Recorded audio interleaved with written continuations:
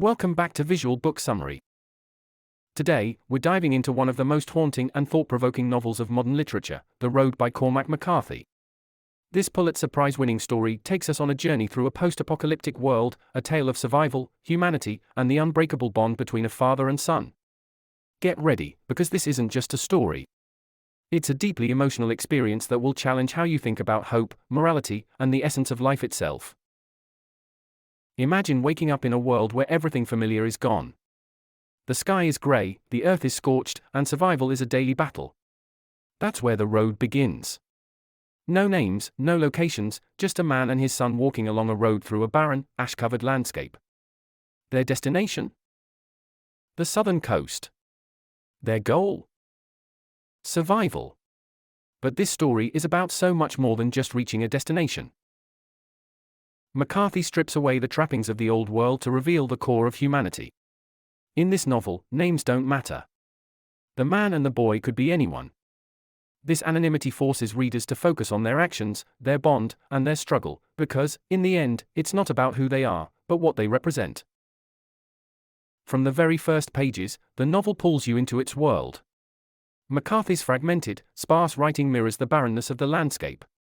Dialogue is stripped of quotation marks, and contractions are left without apostrophes. Even the language reflects the world they're surviving in, a world where everything has been reduced to its most basic form. It's unsettling, and that's the point. While the boy sleeps, the man dreams of creatures with dead eyes. He fears these dreams because, to him, good dreams mean acceptance, and acceptance means death is near. Bad dreams, though, are reassuring. They're proof that he's still fighting, still alive. And that's the theme that runs through every page of The Road, the relentless fight to live, even when hope seems impossible.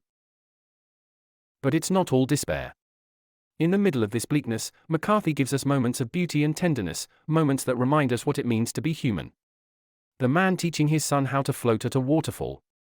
Finding a single can of Coca-Cola in an abandoned vending machine and sharing it with the boy. These glimpses of joy are fleeting, but they're enough to keep the fire alive. And that fire is central to the story. The boy constantly asks his father, "Are we carrying the fire?"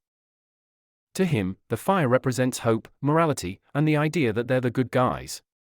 In a world where people resort to cannibalism to survive, carrying the fire means refusing to lose their humanity. Of course, survival comes at a cost. The road is filled with danger, bad guys, road agents, and other desperate survivors who have abandoned any sense of morality. In one of the most chilling scenes, the man and boy find a house that seems abandoned. But in the basement, they discover a horrifying sight, people being kept alive as food for others. It's a moment that shows just how far humanity has fallen in this new world. And yet, the boy's compassion remains a beacon of light. When they pass a man struck by lightning, the boy cries and begs his father to help him. The father refuses, knowing they have nothing to give. It's a painful reminder of the choices they have to make every day, choices that pit survival against morality.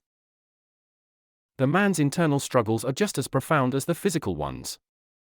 Through flashbacks, we see his memories of his wife, who chose to end her life rather than endure this bleak existence. He remembers the night their son was born, after the clock stopped, and how he delivered the baby himself. These memories serve as a stark contrast to the present, highlighting what's been lost, and what he's still fighting to protect. But even in the darkest moments, McCarthy gives us glimpses of hope.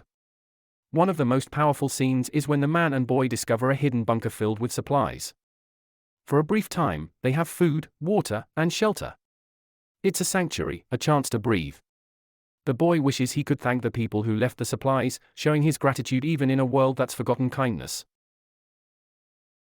This scene also underscores a critical theme of the novel, the resilience of the human spirit. Even when they're ready to give up, they keep moving forward. The man whittles fake bullets to make their pistol appear fully loaded. He shaves and cuts the boy's hair, trying to maintain some semblance of normalcy. It's these small acts that remind us of their humanity. Along the way, they meet other travelers, like Ely, an old man who's convinced he'll never see a child again. The boy persuades his father to share their food with Ely, even though they can't afford to. It's another moment that shows the boy's compassionate nature, a stark contrast to the harshness of their world. When they finally reach the coast, it's not the salvation they hoped for. The water is grey, lifeless, and cold. yet the boy runs to the waves, his spirit undeterred. It's a moment that encapsulates the essence of the novel. Even in the face of despair, there's a spark of hope. As the story nears its end, the man's health deteriorates. He knows he's going to die, and his final moments are spent telling his son to keep going, to carry the fire. The boy stays with his father's body for 3 days before being found by another family. It's a bittersweet ending that leaves us questioning what the future holds for the boy, and for humanity. The Road is more than a post-apocalyptic story.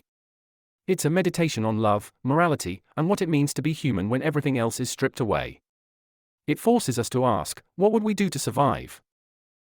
And how far would we go to protect the ones we love? If this journey has resonated with you, don't forget to like this video, subscribe to Visual Book Summary, and hit the bell icon for more deep dives into literature's most profound works. Until next time, remember to carry the fire.